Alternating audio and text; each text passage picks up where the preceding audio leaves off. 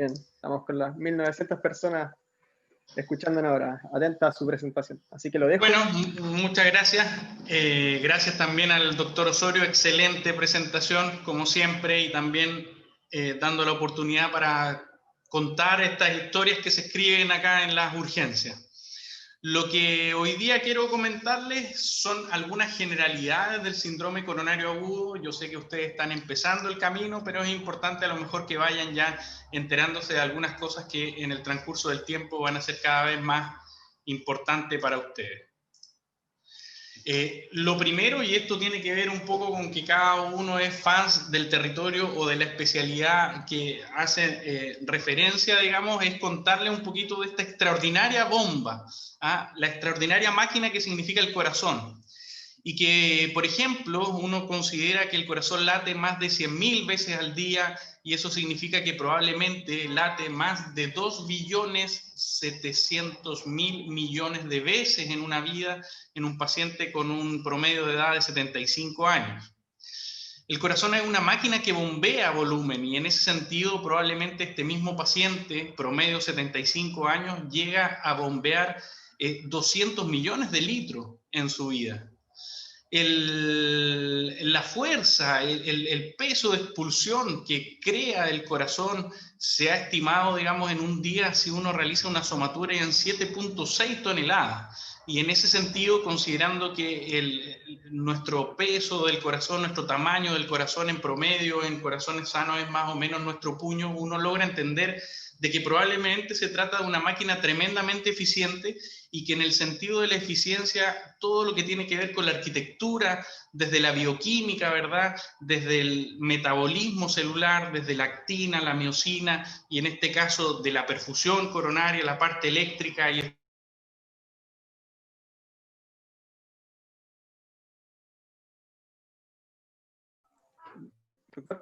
Se silenció el audio. Tiene que volver a iniciarlo.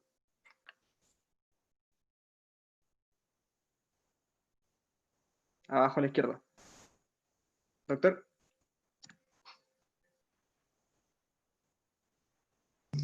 ¿Ahí sí? Ahí sí, ahí sí. Vale. No sé en qué parte quedamos. En la otra diapo. Vale, bueno, lo que yo les contaba en esta primera diapositiva era la tremenda eficiencia que significa la coordinación, ¿verdad?, de todos los elementos que conforman el corazón, desde lo estructural, lo eléctrico, en este caso lo coronario, que es lo que vamos hoy día a conversar. Del punto de vista de la fisiología, un elemento súper relevante es entender que la perfusión coronaria está dada por unas carreteras que van más allá de lo que nosotros podemos visualizar. Y estas carreteras se dividen en macrocirculación y microcirculación. Habitualmente lo que nosotros podemos ver son las arterias que generalmente, desde el punto de vista de la función, representan el flujo. Estas arterias básicamente lo que hacen es transporte, y en ese sentido se consideran arterias epicárdicas que son de tamaño de más de 400 micras. Hacia distal, las arterias coronarias se van dividiendo en arterias pequeñas, arteriolas, hasta los microcapilares. A nivel de las arterias pequeñas, que son aquellas menores a 400 micras y mayores a 100 micras, están las que tienen que ver con la presión. Esta presión es la que generalmente tiene, sobre todo, un principal efecto en la estimulación de la vasomotilidad. En ese sentido, también son arterias en que su función principal está en el transporte. Las arterias más pequeñas, las de menos de 100 micras, son estas arteriolas, son muy dependientes de algunos metabolitos como son la adenosina, y ellas están directamente relacionadas con la resistencia coronaria y con la regulación de la perfusión coronaria. Y finalmente los microcapilares, ¿verdad?, son los que tienen que ver con el intercambio. ¿Y por qué es importante este concepto? Porque yo lo que tengo que entender es que la circulación coronaria nosotros la vemos hasta hoy día de manera parcial. Nosotros lo que vemos generalmente en nuestros estudios y nuestras valoraciones son básicamente las arterias más grandes, pero esta microcapilaridad, que es muy dependiente de una serie de factores, que es la que probablemente se autorregula con conceptos como, por ejemplo, como el preacondicionamiento o la creación de puentes de neovasculatura, creando la colateralidad en presencia de arterias coronarias, es una cosa extraordinariamente increíble y que tenemos que tener en consideración. Otro elemento importante desde el punto de vista de la fisiología es tener en consideración todo lo que tiene que ver con el tono vascular. El tono vascular está fisiológicamente dado por una serie de factores, donde están los factores neurales, algunos factores estructurales, factores humorales. Dentro de los factores estructurales, para nosotros, desde el punto de vista de la cardiopatía coronaria, son muy importantes. Por ejemplo, la presión, el estrés perpendicular o de rozamiento o cizallamiento, que son los que van apareciendo en la medida que la arquitectura endotelial de los vasos sanguíneos enfermos se va alterando, y el flujo, esta presencia, ¿verdad?, secundaria a la estenosis que produce flujos turbulentos, flujos no laminares, va afectando en cierta forma el tono vascular y van favoreciendo en este caso la constricción. Existen otros metabolitos que son más bien metabolitos que favorecen, ¿verdad?, la dilatación, como por ejemplo algunas citoquinas, lo que tiene que ver con el tono miógeno, muy importantemente la función endotelial y la síntesis de óxido nítrico, el tono neural, algunos iones. Otros elementos importantes, como por ejemplo algunos vasodilatadores, como la histamina, algunos mediadores, ¿verdad?, de la vasodilatación, como el nivel tisular de oxígeno. Y una serie de elementos vasoconstrictores que también son importantes de considerar, como el tromboxano A2, la endotelina 1, la angiotensina 2, etc. Esto está fisiológicamente en un perfecto equilibrio entre la constricción y la vasodilatación, en un concepto, entre comillas, que nosotros llamamos, ¿verdad?, la vasorregulación. Pero esto sin duda que en arterias coronarias enfermas, esto se altera y este control del tono vascular, ¿verdad?, va a tender a un desequilibrio donde principalmente va a estar favorecida la constricción. Y esto es muy importante desde el punto de vista sobre todo del síndrome coronario agudo, donde una serie de citoquinas, de mediadores de la inflamación son liberados y donde ellos principalmente afectan y favorecen la constricción.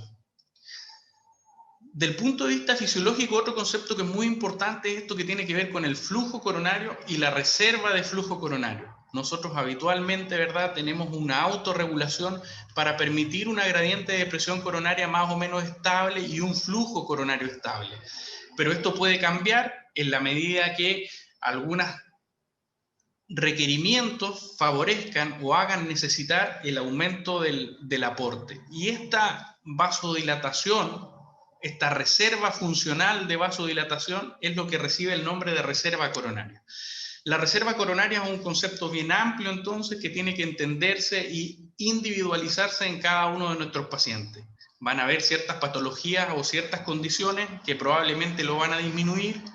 Van a haber ciertos pacientes que probablemente por antecedentes previos de cardiopatía coronaria o por incluso este concepto que se podría determinar como que yo, de una manera fisiológica, en el momento de nacer, tengo todas mis carreteras disponibles, esta total de carretera, a lo mejor lo podríamos hacer una analogía con 100 ampolletas de mi casa, y si yo tengo un infarto, alguna carretera se me complica, en la analogía, las 100 ampolletas se me queman 40, voy a tener, entre comillas, una reserva funcional disminuida. Este concepto es sumamente importante porque hoy día nos permite valorar, desde el punto de vista intervencional, algunos elementos que son importantes y que tienen que ver no tan solo con la anatomía, no tan solo con el diámetro de la estenosis, sino más bien con conceptos nuevos que están apareciendo, digamos, en la terapia del síndrome coronario agudo y el síndrome coronario crónico, que son los elementos funcionales. Las valoraciones, por ejemplo, de reservas de flujo coronario, etc. Este concepto es muy relevante comprenderlo. El flujo coronario y la presión de perfusión coronaria están básicamente dadas desde el punto de vista de la perfusión en un tiempo, en el tiempo diastólico. Es por eso muy importante tener en consideración, por ejemplo, que desde el punto de vista del equilibrio fisiopatológico, el aumento de los tiempos diastólicos va a favorecer la perfusión coronaria. Y por otro lado, del punto de vista fisiopatológico, una disminución significativa de la presión diastólica probablemente podría comprometer el flujo coronario. Esto también es importante a considerar en relación que la presión de perfusión coronaria, que no es otra cosa que el diferencial entre la presión arterial media, restado, fraccionado con la presión de fin de diástole del ventrículo izquierdo, puede ser importante en tener en consideración. Si un ventrículo izquierdo está sumamente isquémico, con una disfunción sistodiastólica significativa, las presiones de perfusión coronaria van a ser súper dependientes entonces de esta presión arterial media, sobre todo de la presión arterial diastólica, y es una cosa que tenemos que tener en consideración. Entonces, concepto acá, tiempo de perfusión, la diástole. Presión de perfusión, diástole dependiente. Elemento a considerar del punto de vista fisiopatológico, la presión de fin de diástole del ventrículo izquierdo. Esa diferencial de presión transmural es súper importante para la perfusión coronaria. Algunos conceptos del punto de vista de la terapia son que la cardiología intervencional más bien tiene una terapia que tiene que ver, entre comillas, con lo que algunos han individualizado como el ojo, la ojoterapia. Lo que yo estoy mirando básicamente es la perfusión de las grandes arterias. Y lo que yo les quiero contar en este slide es considerar que con angioscopía, o sea, a través de la coronariografía, nosotros estamos viendo las arterias, entre comillas, de más o menos 200 micras, ¿vale? Estamos viendo muy poco de lo que en la imagen anterior conversábamos. En la resonancia cardíaca, más o menos, nosotros logramos valorar arterias de 300 micras. De nuevo, en el TAC coronario, nosotros más o menos logramos visualizar hasta las arterias de 200 micras. En toda esta zona, la valoración en detalle de la anatomía coronaria es bastante subóptima. Desarrollos posteriores han poder dar a la terapéutica cardiológica intervencional este dispositivo que es un ecografía intracoronaria llamada IBUS, ultrasonografía intravascular, y que permite ver un poco más de detalle, permite ver hasta 80 micras. Pero la tecnología ha ido en franca superación y lo que pueden ver finalmente acá es una valoración con imágenes intracoronarias de lo que nosotros llamamos tomografía de coherencia óptica, y que en general está en gran parte de los centros de alta complejidad intervencional, y como ustedes pueden mirar, esta imagen coronaria tiene muy alta resolución, permite identificar, ¿verdad?, alrededor de las 10 micras. Lo que podemos ver acá, esta es la parte de la íntima que está engrosada en este caso. Acá hay una placa calcificada y esta tecnología, que hay otra placa calcificada, y esta tecnología finalmente lo que termina es determinar muchísimo detalle, y en esos mismos detalles nos ha permitido conocer de mejor manera todo lo que tiene que ver con la fisiopatología del síndrome coronario agudo. En este slide lo que yo les quiero contar es un poco esto de la progresión de la enfermedad coronaria. La progresión, la fisiopatología de la placa ateromatosa, primeramente traduce todo esto que nosotros sabemos en relación al inicio de la placa. Existe una zona del endotelio en la cual por inflamación aumenta la permeabilidad, ¿verdad?, por disfunción endotelial de elementos, de factores del perfil lipídico, y que produce inflamación. Los macrófagos, entre comillas, se comen este colesterol extra, ellos se transforman en células distintas que van a liberar una serie de mediadores, y esta placa ateromatosa va a ir creciendo. En primera instancia se da una paradoja, que es la paradoja de la estenosis inicial, en el sentido de que en general el vaso lo que hace es que presenta un remodelado positivo, el vaso crece a expensas de compensar para mantener su diámetro endoluminal.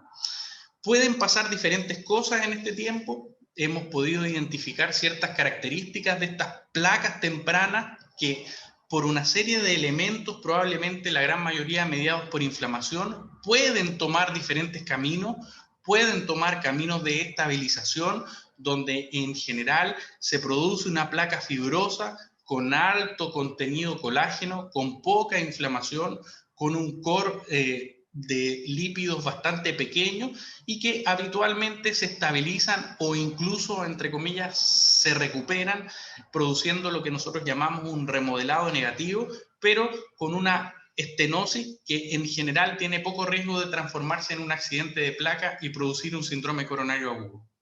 Por otro lado, de la misma forma y probablemente mediado por estos factores de inflamación que van en aumento en ciertos pacientes por una serie de condiciones y factores, se crea un gran core lipídico que se traduce además por una disminución muy significativa de esta placa, de este CAP, y este CAP fibroso se transforma en un CAP muy delgado. Se ha definido por consenso de que menos de 65 micras, las cuales se pueden medir con la tecnología que les comentaba anteriormente, estas placas pueden ser muy inestables y muy vulnerables para terminar en un accidente de placa, que no es otra cosa que la ruptura y la salida, ¿verdad?, del contenido del core, favoreciendo o desencadenando todo lo que tiene que ver con la cascada de la coagulación, la activación plaquetaria y finalmente el infarto agudo al miocardio.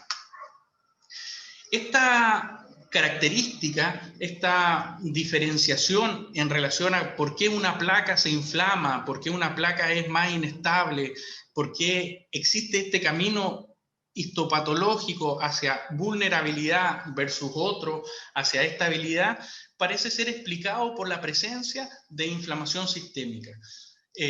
Ciertas características de los pacientes en síndrome coronario agudo han confirmado de que en general, por ejemplo, cuando medimos la PCR ultrasensible, estamos en presencia de pacientes muy inflamados y esto hace, ¿verdad?, de que incluso el concepto de placa se transforme en un concepto de placa incendiada. No tan solo las placas que se rompen en el síndrome coronario agudo están en riesgo, sino que todas aquellas que tienen estas características anatómicas de manera inicial.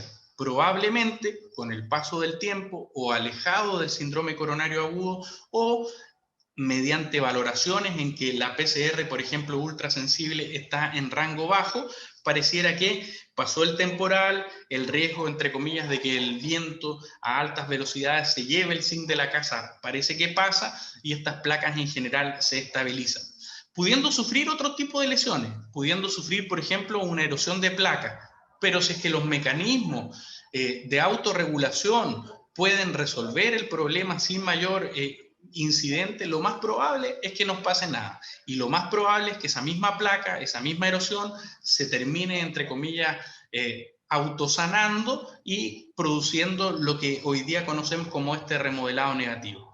Todas estas características de cómo, entre comillas, la placa dinámicamente evoluciona, se pueden traducir en isquemia miocárdica o se pueden traducir en necrosis.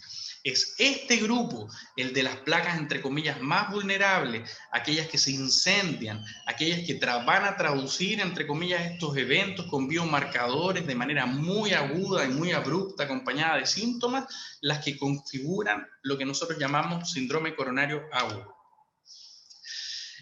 El concepto de ruptura de placa tiene relación porque el 90 o más del 90% de la etiología de los síndromes coronarios agudos se debe a la enfermedad ateromatosa.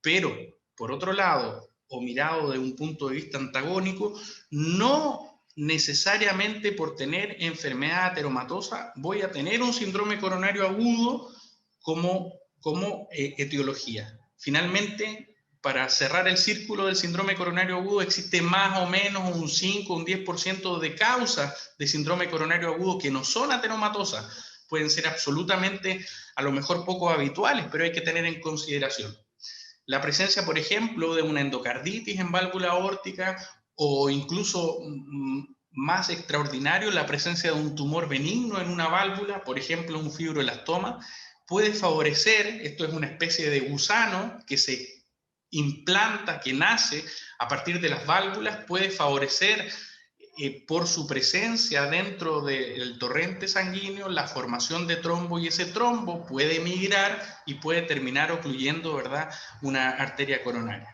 Otras cosas más inhabituales, por ejemplo, pueden ser las enfermedades de la microvasculatura o algunos episodios, por ejemplo, que se caracterizan por una miocarditis adrenérgica o una miocardiopatía adrenérgica, como es el síndrome de Takotsubo. Otras circunstancias más frecuentes en niños incluso pueden ser vasculitis, ¿vale? El típico caso del Kawasaki, por ejemplo. ¿Qué es lo que yo les quiero contar en este punto? Es este tema de la histopatología de la placa. Primero, la placa aumenta de tamaño. Lo que conversábamos inicialmente, de un punto de vista fisiopatológico, intenta compensarse para disminuir la estenosis y se produce el remodelado positivo. Son los inicios, ¿verdad?, de esta fisiopatología de la enfermedad ateromatosa. Hay un porcentaje de pacientes entonces que esta placa presenta, ¿verdad?, un core necrótico. Este core necrótico en promedio más o menos constituye en promedio un 34% del área de la placa y tiene una longitud en promedio más o menos de 9 milímetros de longitud. Existen dos variantes de la capa fibrosa, aquellas capas fibrosas que son más gruesas, como en el caso de la imagen, o aquellas capas fibrosas, ¿verdad?, que son más delgadas, como en el caso de la imagen de arriba. Cuando esta capa fibrosa mide menos de 65 micras, como en el 95% de los síndromes coronarios agudos, esto se termina rompiendo. Aquellas placas fibrosas de más riesgo son entonces aquellas que tienen un mayor número o una infiltración de macrófagos, una disminución de las células musculares lisas, tienen un mayor número de apoptosis, incluso pueden tener presencia de trombos por hemorragia intraplaca en relación al crecimiento de vasos de neoformación. Esta neovasculatura termina siendo también relevante, mediada por todos estos elementos de factores de crecimiento, etcétera, y pueden traducirse en vasos muy incipientes, muy iniciales, de paredes muy frágiles que se pueden romper y pueden producir un sangrado intraplaca. El aumento de volumen intraplaca puede desplazar, ¿verdad?, y traducir una oclusión luminal. Todo esto hay que entenderlo de nuevo como el concepto de inflamación, y aquí aparece otro elemento importante que tiene que ver con el calcio. Aparentemente, dependiendo de la fisiopatología y de ciertas características del calcio, existen ciertas placas, ¿verdad?, que pueden tener un elemento un poco más estable y otras más inestables. Las placas de calcio bastante homogéneas son mucho más estables, y estas pequeñas presencias de calcio en el centro de la placa, puntiforme, hoy día están siendo identificadas como calcio de mayor riesgo. Para complejizar todo esto, en general, el síndrome coronario agudo, cuando es de causa ateromatosa, en la gran mayoría de los casos se produce la ruptura de la placa. O sea, hay una placa que tiene un cap fibroso delgado y ese se rompe. Pero existen otros elementos, otras posibles causas de síndrome coronario agudo asociado a estas placas de ateroma, como por ejemplo es la erosión. Esta es una pequeña herida en estas placas que podrían incluso tener un cap fibroso grueso. Es una pequeña herida, se hace una erosión. Esa pequeña erosión, ¿verdad?, libera ciertos elementos que toman contacto con los elementos sanguíneos de la coagulación y activa plaquetas, y habitualmente se produce un pequeño trombo. En algunos casos incluso este trombo se puede autolizar por mecanismos de autocompensación, pero puede ser otra etiología de síndromes coronarios agudos. Aún más raro, en pacientes con enfermedad ateromatosa calcificada, se pueden producir pequeños crecimientos, pequeñas infiltraciones cálcicas que terminan, entre comillas, haciendo que el calcio protruya hacia el endolumen, lo que nosotros llamamos espolones cálcicos o nódulos cálcicos. Estos nódulos cálcicos nacen desde dentro del vaso sanguíneo y están cubiertos, ¿verdad?, por endotelio. Pero este roce, esta obstrucción que producen al ser casi el de nacimiento exofítico, pueden terminar erosionando el nódulo y produciendo un síndrome coronario agudo. Estas son cosas que hemos aprendido hoy día, que podemos contar con estas imágenes intracoronarias y que antes teníamos un poquito fuera del conocimiento. ¿Qué es lo muy importante desde el punto de vista fisiopatológico? Es considerar que el evento de oclusión aguda de una arteria coronaria produce daño de manera tiempo dependiente. Y en ese sentido, estas oclusiones agudas se transforman rápidamente en daño, y si es que ese daño yo no lo logro controlar en un tiempo que sea adecuado, un tiempo de oro que vamos a determinar por razones prácticas como 3 horas, es altamente probable que termine produciendo un daño irreparable desde el punto de vista histopatológico. Otra cosa tiene que ver con los síntomas del paciente. Entonces, inicialmente, en relación a estudios experimentales, se ha identificado como el tiempo de injuria reversible, un tiempo muy precoz. Este tiempo muy precoz tiene que ver con muchos otros elementos. Existen acá todos los elementos modificadores, como por ejemplo lo que conversábamos en relación al preacondicionamiento isquémico, que no es otra cosa que la traducción de variaciones, de modificaciones en relación a la celularidad y al metabolismo básicamente de las células miocárdicas, que le permiten a unas células respecto de otras ser más resistentes a la injuria. Otros elementos que pueden favorecer esta zona, que son modificadores en relación a la isquemia, son el concepto de demanda y transporte. O sea, por ejemplo, si yo tengo un paciente que tiene una injuria miocárdica, lo que yo intento hacer es tratar de bajar todo su metabolismo, tratar de bajar todos sus requerimientos y favorecer todas estas cosas que fisiopatológicamente puedan permitir al corazón, por ejemplo, irrigarse mejor. Si es que la presión está baja, lograr una presión de perfusión adecuada. Si los tiempos de diástole son pequeños, aumentar los tiempos de diástole. Si el paciente a lo mejor está consciente y de ese punto de vista tiene altas demandas de consumo de oxígeno, le bajo el consumo de oxígeno, lo puedo sedar, etc.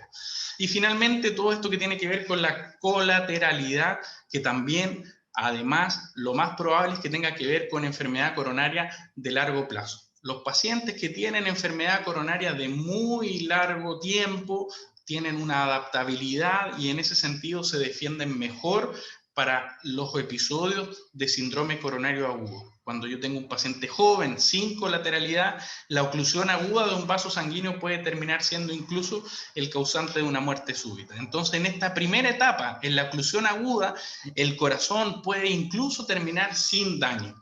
Sí es verdad que desde el punto de vista de la contracción puede terminar en una situación transitoria de disminución de la contracción que nosotros llamamos miocardio atontado o miocardio aturdido. En fases más importantes, y este también es un tema fisiopatológico muy importante a considerar, el miocardio se irriga desde el endocardio al epicardio. Y en ese sentido, en las primeras fases va a ser la necrosis subendocárdica la primera en presentarse. Si es que en esta parte nosotros no hacemos nada, el daño se va a ir incrementando, va a ir llegando hasta el miocardio medio y probablemente también hasta el subepicardio, hasta finalmente traducirse en una escara, en una lesión transmural. El miocardio acá va a cambiar por un tejido fibroso en el largo tiempo. Este miocardio va a perder la característica contráctil, se va a transformar en una escara, va a remodelar el ventrículo dilatándose, va a probablemente disminuir la contractibilidad en una zona que puede favorecer, por ejemplo, la creación de trombos, o incluso en fases agudas puede favorecer la ruptura, ¿verdad?, del tejido, o puede favorecer la inestabilidad eléctrica. Todos estos conceptos, entonces, en relación al tiempo, son súper relevantes en la cardiopatía coronaria aguda. Mirado de otro punto de vista, la misma situación, tiempo dependiente, cuando nosotros tenemos un infarto agudo del miocardio, en una fase muy inicial, tenemos una fase inflamatoria. En esta fase inflamatoria es muy relevante la muerte de los cardiomiocitos, la upregulation de las células, ¿verdad?, que favorecen las moléculas de adhesión, hay una rápida infiltración neutrofílica y hay un reclutamiento de monocitos con toda una tormenta de citoquina, una liberación masiva de citoquina que va a traducir finalmente a través de la inflamación una progresión en el daño. Luego de eso existe una fase de proliferación donde el infarto ya está consolidado y en esa primera etapa de proliferación, ¿verdad?, hay una resolución de la inflamación, existen ciertos cambios en las celularidades que van a afectar esta zona dañada y hay una proliferación miofibrilar que va a terminar traduciéndose, ¿verdad?, en aumento del depósito de colágeno. En esta zona también, en esta fase, existen ciertas células, ciertos mediadores que son más característicos y propios de esta etapa. Ya en fases mucho más avanzadas, en la fase de maduración, ya acá hay cambios claramente en lo que es la matriz extracelular, los miofibrocitos o los miofibroblastos empiezan también a consolidarse, este tema de la fibrosis empieza a cambiar hacia, la inflamación, perdón, empieza a cambiar hacia una fibrosis y se produce esta dilatación o remodelado positivo con una escara franca y esto termina en una falla cardíaca. Estas etapas entonces de la maduración de la escara y del remodelado ventricular son muy relevantes. Por eso a veces nosotros consideramos que los síndromes coronarios agudos matan muchas veces, o sea, matan en agudo, pero además matan, ¿verdad?, de manera crónica. Hay un daño colateral que va a traducirse en el tiempo dependiendo de este primer daño que, si es que no lo controlamos, va a ser absolutamente deleterio. Cuando nosotros analizamos la cardiopatía coronaria, nos podemos detener en un estudio que es muy interesante, en donde se trataron de valorar qué factores de riesgo estaban detrás de la cardiopatía coronaria.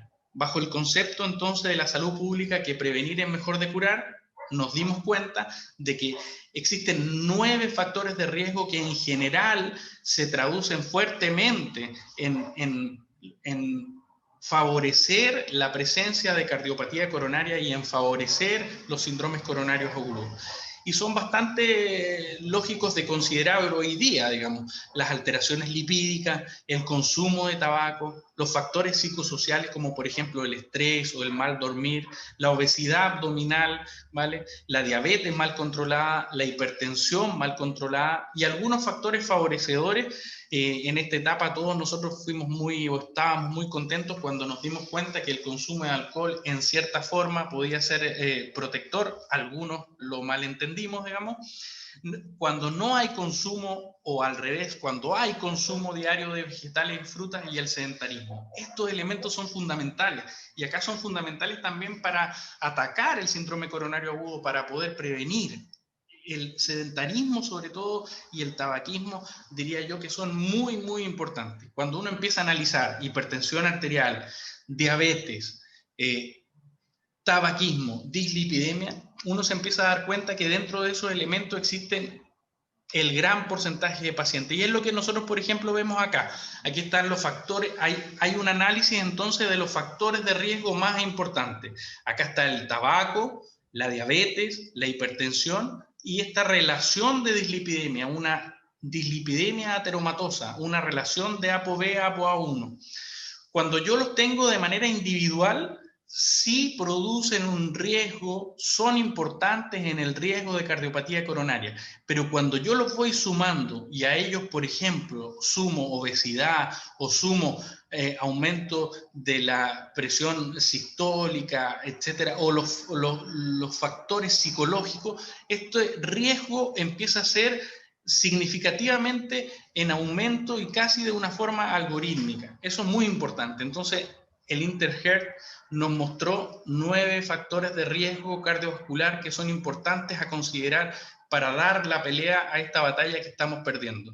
Este es un análisis epidemiológico del alta de pacientes con enfermedad coronaria por sexo en España y que probablemente traduce un poco lo que pasa a nivel mundial. En general, el síndrome coronario agudo es mucho más frecuente en hombres que en mujeres. Algunos dicen de manera clásica en los textos en una relación de 2:1.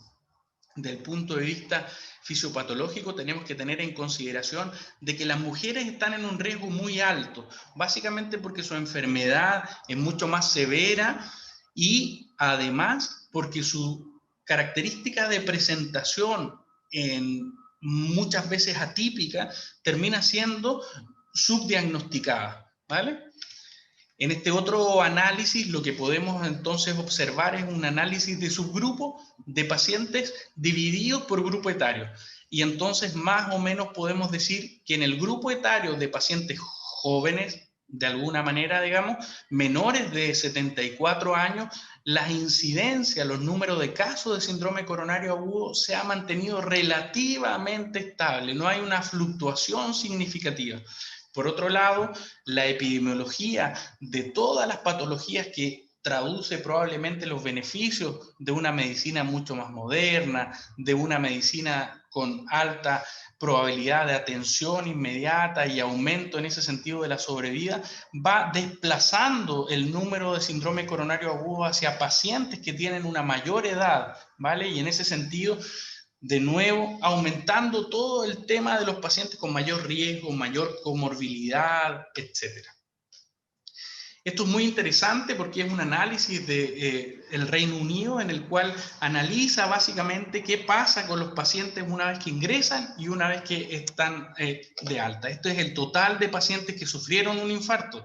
Al momento del ingreso, la gran mayoría de los pacientes, un número importante de pacientes, no tenían el diagnóstico de infarto agudo del miocardio. No cayó del cielo, no venían con el letrero, entre comillas, de infarto agudo del miocardio. Hay un porcentaje de pacientes que desde el primer contacto médico yo me doy cuenta que tienen un infarto agudo del miocardio. Hay algunos pacientes que debutan, pero son un redebut, o sea, ellos ya tuvieron un síndrome coronario agudo y lo vuelven a tener. Hay algunos pacientes, ¿verdad?, que tienen un infarto agudo como una comorbilidad. Y en ese sentido, estas diferentes características de pacientes se van a traducir en flujogramas distintos. Acá están los diagnósticos primarios, donde hay una serie de diagnósticos que no eran el infarto agudo del miocardio, pero que luego tradujeron de una u otra manera algún desencadenante coronario en la evolución, terminaron falleciendo por infarto agudo del miocardio, presentaron un infarto agudo del miocardio que pudo contribuir con su muerte o presentaron alguna otra condición. Aquellos que inicialmente se presentaron durante el primer contacto médico como infarto agudo al miocardio, hay un importante número entonces de estos pacientes que mueren en ese sentido, ¿vale? La traducción, la muerte del síndrome coronario agudo es una cosa importante. Y aquellos que probablemente tenían un infarto previo, ¿verdad? Bueno, también este tema del mata 2 veces, de la insuficiencia cardíaca, se va a traducir en el tiempo en otra causa de muerte, pero probablemente favorecida por el síndrome coronario agudo. El síndrome coronario agudo, clásicamente definido como infarto con supradesnivel, aquel entonces que traduce fisiopatológicamente una oclusión total de la arteria con daño de la histología más distal del miocardio, digamos, irrigado, o el infarto sin supradesnivel, que no hay una oclusión, pero hay daño distal, básicamente también en el tiempo ha tenido algunas características. La oclusión aguda en pacientes jóvenes, los pacientes en general se mueren de forma precoz. Si es que favorecen, se estabilizan del episodio agudo, la cosa en el tiempo va más o menos bien, depende un poco de la fracción de eyección, del daño que hayan tenido. Los que tienen más daño van a andar peor. El síndrome coronario agudo sin supradesnivel, en general, son pacientes mucho más enfermos, en general tienen relativa poca mortalidad en agudo, pero a largo plazo se mueren más, ¿vale? Hay mucha más comorbilidad detrás de eso. Este es un análisis de un slide también que tiene que ver con los ingleses, en el que dicen, del punto de vista de las estrategias preventivas, estamos haciendo todo lo que tiene que ver con estas estrategias preventivas, ¿verdad?, primarias, que identificamos los factores de riesgo de síndrome coronario agudo, todas estas características que nos dio el estudio INTERHEART. ¿Y qué es lo que finalmente está pasando? Hay un incremento en la incidencia de los pacientes que tienen un infarto agudo al miocardio sin supradesnivel, hay una disminución en general en la incidencia de los infartos agudos con supradesnivel del ST. Todo esto entonces se traduce en que si analizamos el total de casos de síndromes coronarios agudos, también ha habido una disminución en la mortalidad temprana. Pero en este sentido, la disminución de la mortalidad temprana, uno podría decir, bueno, ¿qué pasa con los sobrevivientes, digamos? ¿Qué pasa, entre comillas, con los pacientes que van más allá?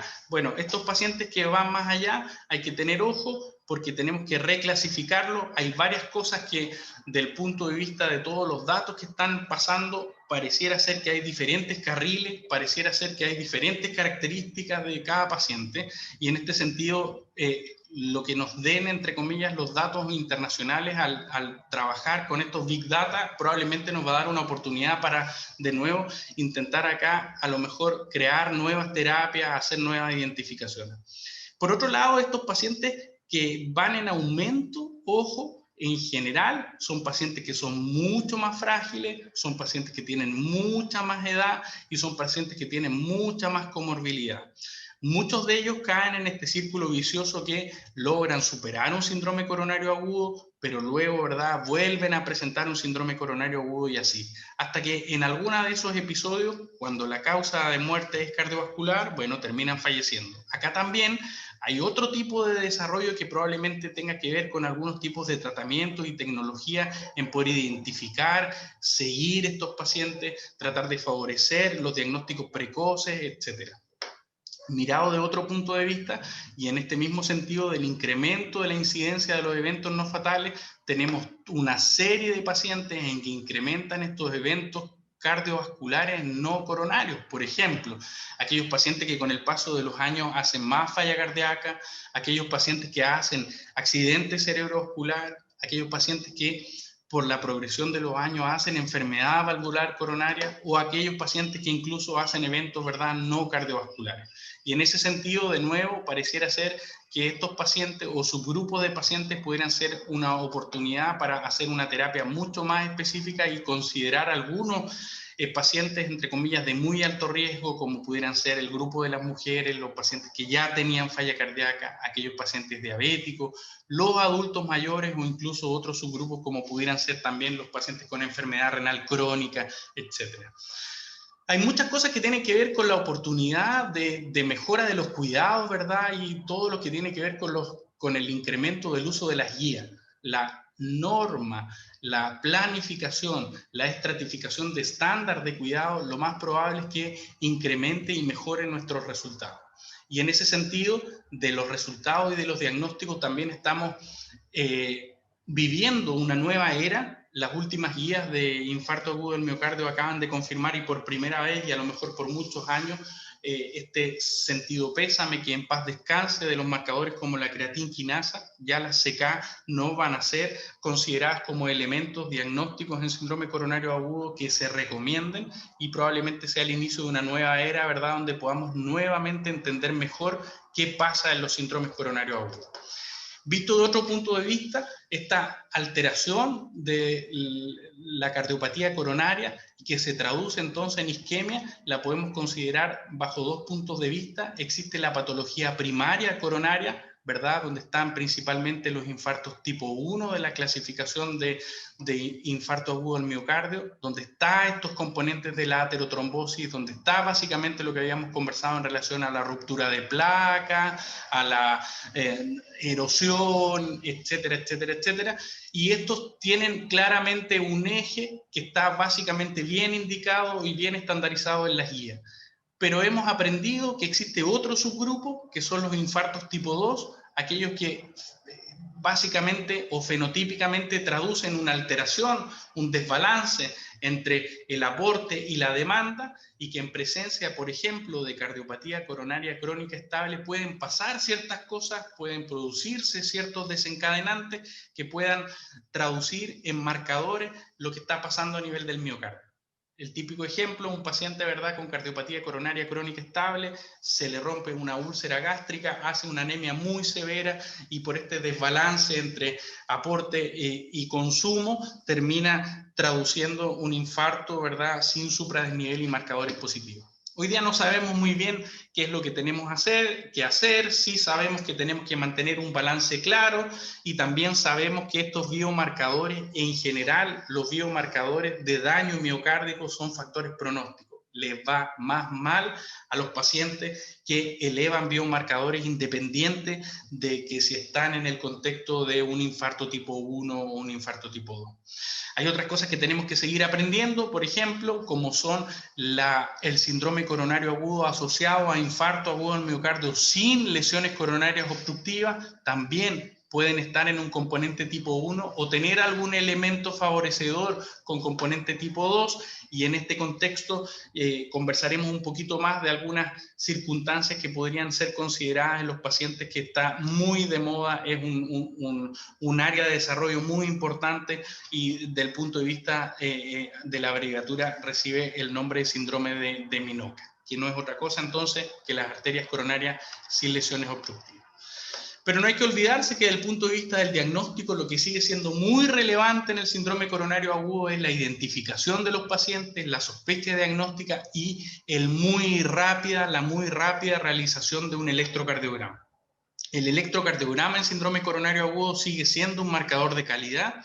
Lo tenemos que realizar idealmente dentro de los primeros 10 minutos del diagnóstico, la sospecha diagnóstica, y hay una serie de elementos que para ustedes va a ser súper relevante, digamos, irse cada vez profundizando cada vez más. El electrocardiograma le va a dar muchas herramientas en su vida profesional para hacer este tipo de diagnóstico. No tenemos que olvidar que en esta primera etapa, y sobre todo aquellos pacientes que tengan un síndrome coronario con poca reserva, tanto con supra o sin supradesnivel, que el monitoreo tiene que ser permanente. Pequeños cambios dinámicos pueden, entre comillas, desencadenar desastre, y en ese sentido el desfibrilador tiene que ser nuestro mejor compañero. Las reanimaciones, la organización del equipo, los estándares de calidad en relación a la reanimación dados por los flujogramas del ACLS, por ejemplo, son muy relevantes. Esta es otra cosa que ha sido también de un desarrollo permanente, son los marcadores de daño miocárdico, básicamente las troponinas ultrasensibles, y que, como ven ustedes, ha ido desde el punto de vista teórico aumentando el diagnóstico de infarto agudo del miocardio la gran mayoría de las veces.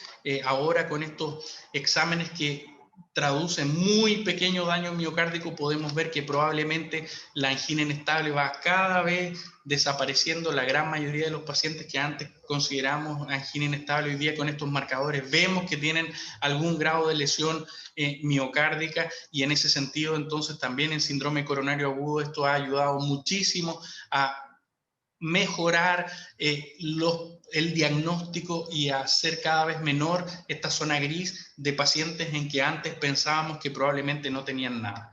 Y en ese sentido, entonces, el aumento y la identificación ha producido, ¿verdad?, otros desafíos como son la terapia más universal y el diagnóstico.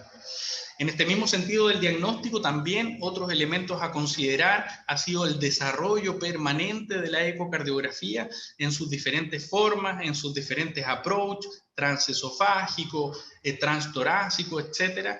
Podemos decir que es un examen que hay que perderle el miedo, tiene una curva de aprendizaje que para la ecocardiografía general es bastante corta, hay muchos elementos que son importantes, lo importante es saber qué es lo que yo busco. Es un examen que, si bien es operador dependiente, no le produce daño al paciente, es muy dinámico, lo puedo yo ver minuto a minuto, y lo que yo les muestro acá son más bien algunas características de la ecocardiografía avanzada que nos permiten hacer diagnósticos más precisos. Este es un strain longitudinal. Acá básicamente el ecocardiograma lo que hace es un speckle tracking, lee los puntos, lee las motas del corazón y las traduce en un software automatizado para finalmente construir un ojo de buey y identificar básicamente esas zonas, entre comillas, del miocardio que se están contrayendo de una manera anormal.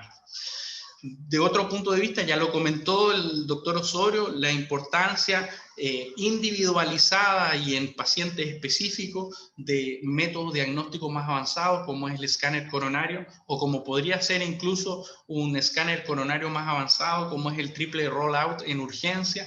Lo que ustedes ven acá es un TAC coronario, entonces, que está traduciendo del punto de vista del llenado y de la valoración, entonces, de los diámetros, la presencia o ausencia de placas de riesgo, y entonces favoreciendo, ¿verdad?, el diagnóstico para ir al paso siguiente si es que el paciente es catalogado inicialmente como un síndrome coronario de bajo riesgo, pero queda alguna duda, entre comillas, de algunos elementos que pudiesen no estar claros, y para hacer rápidamente un approach de descarte, esta posibilidad diagnóstica bien indicada puede también ser un elemento que se suma a esta tendencia de hacer un diagnóstico más completo y amplio en todos los pacientes que se presentan como síndrome coronario agudo. En relación a los pacientes que tienen esta patología que nosotros hemos llamado MINOCA, que son estas lesiones miocárdicas en ausencia de lesiones coronarias, la resonancia nuclear magnética cardíaca va a ir cada vez cobrando una mayor relevancia. Podemos básicamente a través de diferentes métodos, de diferentes valoraciones de postproceso de estos exámenes, tener diagnósticos mucho más precisos, si bien es mucho más limitante en relación a su disponibilidad y a la operación o al operador que permite llegar a un diagnóstico. Como ustedes pueden observar acá, existen una serie de diagnósticos mucho más precisos de patologías, incluso algunas infrecuentes, que solamente podemos diagnosticarla a través de este método, y en ese sentido se puede manifestar inicialmente como un síndrome coronario con arterias coronarias no obstructivas. Finalmente, desde el punto de vista de la terapia y sacando como ejemplo lo que es la cardiología intervencional, podemos decir que el síndrome coronario agudo en general tiene un estrecho margen entre lo que significa el riesgo de trombosis y el riesgo de sangrado. Y básicamente muchas de las terapias target están en relación a esto. Nosotros debemos claramente identificar a los pacientes que tienen mayor riesgo de trombosis para hacer con ellos mucho más agresivo. Este riesgo de trombosis o trombogenicidad, de ambiente trombogénico, está dado por una serie de elementos que tenemos que ir favoreciendo. Van a ir aprendiendo ustedes que hay una serie de score o de valoraciones clínicas individualizadas que permiten más o menos poner en balanza este tema. Y por otro lado, ¿verdad?, el tema del sangrado, que puede ser muy significativo en las fases agudas, como por ejemplo al definir si un paciente va a terapia trombolítica, con lo que significa el riesgo a lo mejor de un sangrado intracerebral o de otras situaciones, sangrados mayores, y en ese mismo sentido el riesgo de sangrado a permanencia en relación a la terapia crónica. En este campo se están produciendo muchos cambios y van a tener que probablemente en el futuro ustedes ser muy expertos en la farmacocinética, farmacodinámica, de todo lo que hoy es el arsenal terapéutico del síndrome coronario agudo, cuando consideramos el target, la coagulación y la activación de plaquetas. Un elemento muy importante a considerar es que el síndrome coronario agudo tiene multifactorialidad. Acá no se puede homogeneizar. Todos los pacientes son distintos y cada paciente tiene muchísimos elementos que forman parte del detalle, y que, entre comillas, ese detalle termina siendo muy importante a la hora de los resultados. Desde qué stent yo tengo que colocar cuando necesito revascularizar, desde el tipo de acceso que yo tengo que tener, desde la hora que un paciente ingresa a la urgencia, no es lo mismo de madrugada que de día, de los flujogramas que existen, de las condiciones a lo mejor contemporáneas que esté viviendo un país, como por ejemplo lo que significa la epidemia COVID, etc. Todos los pacientes, todo el síndrome coronario agudo tiene tantos factores que limitan los resultados que es muy difícil hacer una valoración homogénea, ¿vale? Existen muchísimos elementos, muchísimos elementos, y esos elementos nosotros intentamos en la medida que podemos tratar de acotarlos, de disminuirlos. Nuestros pacientes tienen que ser valorados de manera multidisciplinaria en síndrome coronario agudo. Van a haber algunos pacientes que en el contexto de síndrome coronario agudo van a necesitar valoraciones mucho más complejas, con decisiones que pueden, entre comillas, terminar definiendo el pronóstico tanto a largo plazo, y siempre, entre comillas, centrado en el paciente, que es lo mejor. Y acá entonces se da toda esta paradoja que tiene que ver con los equipos multidisciplinarios, con la comunicación entre los equipos. Y en ese sentido, finalmente, de nuevo, poder insistirle con este tema, que es este tema de las arterias, infarto agudo del miocardio con arterias coronarias normales o no oclusivas, donde, por ejemplo, existen pacientes que sufren de espasmo. Hay clásicamente un síndrome que se llama síndrome de Cougnis, en que pacientes pueden favorecer el espasmo en relación a cierto tipo de alergia mediada por vasoconstrictores locales como la histamina. Puede, por ejemplo, un paciente ser atacado por un panal de abeja y tener un supra de nivel y después yo no encontrar lesiones. Puedo tener una paciente mayor, a la cual se tiene una pérdida de un familiar cercano y esa situación de estrés emocional desencadena estos síndromes de Takotsubo. Puede haber una disrupción de placa pequeña en la cual la única manera, entre comillas, de poder hacer el diagnóstico va a ser en base a imágenes intracoronarias de alta resolución. Puede haber disfunción microvascular, que la única manera de poder hacer el diagnóstico va a ser a través de valoraciones fisiológicas de la microvasculatura o test de provocadores de espasmo, etc. Y en ese sentido, todo este tema va avanzando cada vez más y probablemente en el tiempo lo que hay que tener en consideración que este tipo de pacientes se tienen que estudiar, y lo otro que hay que tener en consideración es que tienen un pronóstico que no es bueno. Estos pacientes en agudo prolongan el QT, pueden presentar muerte súbita, pueden producir alteraciones de la contractibilidad secundaria a esta disfunción microvascular y también presentar complicaciones mecánicas, etc. Esto no es una patología benigna.